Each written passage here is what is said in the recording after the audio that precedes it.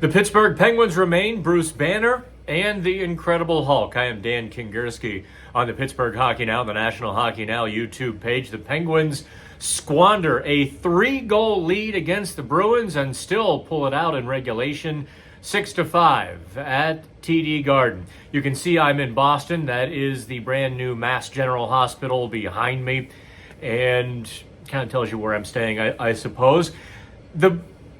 Just so much to unpack from that Penguins game, because you had greatness and you had terrible, you had awfulness. The Penguins remain this great dichotomy of a hockey team wherein almost like a game of perfection. They can put all the pieces together, but that timer is ticking. Where's the silver? Where's the moon go? Boom. It all gets blown up, and they have to start all over again within the game. And you saw a lot of that on Thursday night when they beat the Bruins, because you have these tremendous performances from Sidney Crosby and Jake Gensel. Drew O'Connor, put him on that list. If that wasn't his best game as an NHLer, I'd be hard-pressed to tell you when he did play better. Lars Eller and O'Connor were fantastic on that third line. I thought the fourth line was ridiculously good.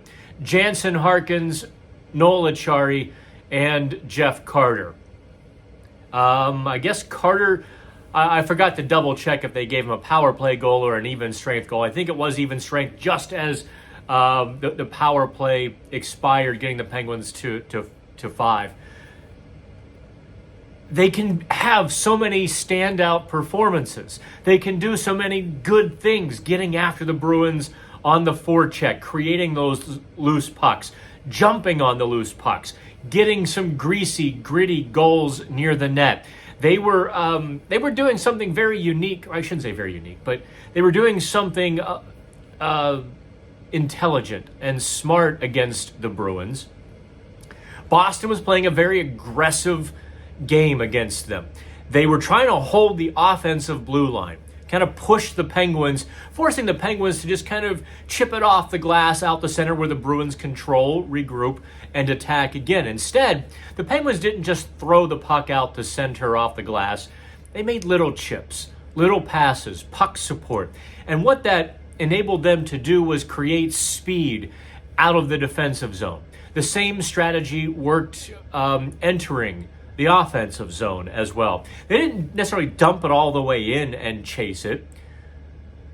Soft little dumps behind the defenseman, but where they could get it. Brian Rust and O'Connor and Acciari and Raquel and Gensel and Crosby. If you watch closely, they were just little bank shots almost to themselves off the wall, entering the zone.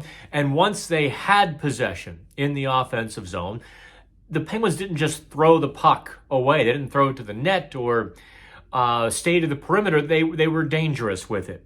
Now, flip it all around.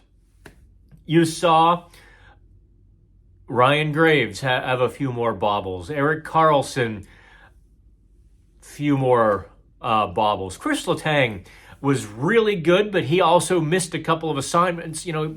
Got chasing a guy too high in the zone. Nobody came back to the Penguins' net to help out. Boston banged home a few goals that way. And really, the Penguins' best defenseman by a country mile on Thursday, Marcus Pettersson. Boy, oh boy, was he good. He had to be. Don't get me wrong. He was... I can only imagine what it must be like standing at the edge of the beach when you see a tidal wave coming. That must have been Marcus Pettersson, and he faced it down. He nullified incalculable number of chances. Just was so good on Thursday. You put all of that together, it equals a 6-5 win. I suppose I haven't mentioned Alex Nedeljkovic. He was soft on Thursday, which the Penguins heralded defense or heralded goaltending performances this season, taking a bit of a step back in the last two games. Obviously, Tristan Jarry was pulled on Tuesday. Nedeljkovic, I thought, was about a half an inch away from being pulled Thursday. He really didn't have it. But there again, coming down the stretch, he makes a couple of big saves when the Bruins had the extra attacker. Marcus Pettersson makes a ridiculous shot block there in the final minute and a half. Nedeljkovic, with his quick wit, said, yeah, I was looking the other way, like I was all night. And PD bailed me out. So I think the question is, and I put a version of this question to Mike Sullivan after the game, because he kind of hinted at it in his opening answer, which was very expansive and went far beyond the original question. So I kind of followed up and I said, or I asked, do you think this type of game with the number of pushbacks that you had is a sign that your team is finding itself? I mean, look, the Penguins had half a dozen chances to crumble on Thursday. And if you want to take some positives, obviously take the fact that they scored 6 goals as a positive, but also how they responded to Boston's pushes. They were pretty proud of themselves for that. Sidney Crosby mentioned it, Nedeljkovic mentioned it. And then when I asked Sullivan, I think he felt like Thursday was one of those games you look back on as a step forward. I don't know if it is or not, time will tell, but they have that feeling. They stayed in the playoff race. Look, if they lose a second straight game and they blow a 3-goal lead in the process, you know how that goes. You know that the Penguins would start to feel like they just took a right hook to the chin. The knees get wobbly. The spirit gets weak. You know that's what would have happened because we've seen it happen to the Penguins and how many teams before them. Yet they picked themselves off the mat and found a way to win. So there's like 6 teams, a couple from the Atlantic and 4 from the Metro, all in this big gaggle. Someone's going to take third place in the Metro, be it the Flyers, Capitals, Penguins, Devils. And someone's going to take the wild card, be it the Flyers, Penguins, Capitals, Devils, Lightning, Maple Leafs.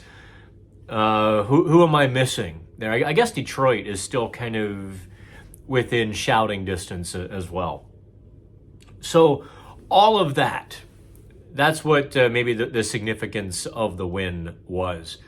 And I probably should have, I know I put this out on Twitter. I kind of opened it up to statements and questions. So I'm going to grab those right now. And look at that. I'm right back. In fact, I actually had to ask for a tea bag from the front desk. They sent me to a club down the street. Let's get to the comments. Golden Knights Watch, who I think enjoyed my my Vegas residency last spring and how I took to hating tourists and maybe moving a couple out of the intersection who wanted to stop for a selfie. Golden Knights Watch watched the game tonight with Penguins fans and said Crosby is breaking his back trying to carry the team to a better spot in the standings. It's been a blast to watch. And that's coming from a guy who hated Sidney Crosby for most of his career. Matt Lipskak says, writing a recap of my own and missed the Pens game. Yours, I suspect, will have a much different tone than mine. Matt is the Youngstown Phantoms play-by-play guy. I'll take your word for it, Matt. I'm just reading these kind of right off the cuff here. Stephanie, who's also a freelance journalist, said, it was terrifying and desperately needed. Obviously, there were some great plays, but for crying out loud, somebody somewhere has to be able to figure out how to hold a lead. I know it was Boston, but geez. Yeah, Sullivan kind of gave me a little deke in his answer. He kind of veered into an area I didn't expect when he said, well, you look at the NHL. Every night someone's losing a 2 or 3 goal lead. I suppose so. I also suppose good teams aren't doing that, right? Take it for what you will. By the way, what do y'all think? I've got the navy suit and the black shirt. I know with the light. Let's see. That doesn't help at all, does it? No, I'm definitely someone who looks better in the dark. Yeah, I got the black and the blue and the Batman bezel. No, that was not a Rolex. Swiss made, but only about 25,000 less expensive than a Rolex. Let's see here. Drummer Jamie, great resilient win. And Hail to Pitt says Sid87 is the best 200-foot player in NHL history. And he showed why again tonight. I don't know if any of you saw, I tweeted it out. It's on Boston Hockey now. Brad Marchand just spilled over in praise for Sidney Crosby. That's how good Sid was on Thursday. Even his opponents were like, wow, yeah, that guy. I think after tonight, it would take a pretty big collapse or a cold spell for me to back off of the Hart Trophy talk I've been generating for Crosby. And not because I'm paid or some shill, only because to watch him day in and day out and game out, you come away with appreciation would be the wrong word. Almost an awe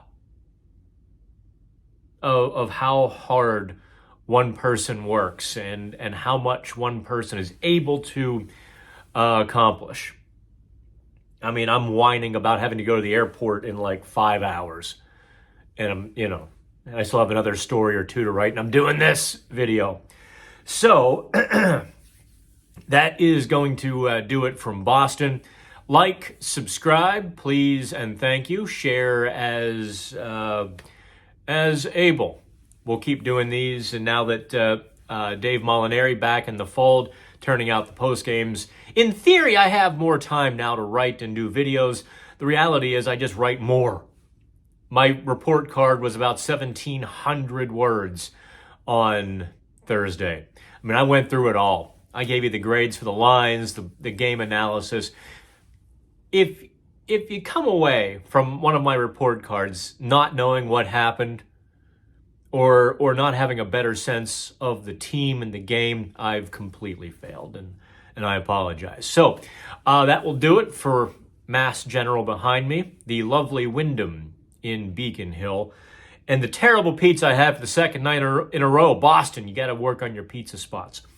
I'm Dan Kingerski on National Hockey Now and the Pittsburgh Hockey Now YouTube channel.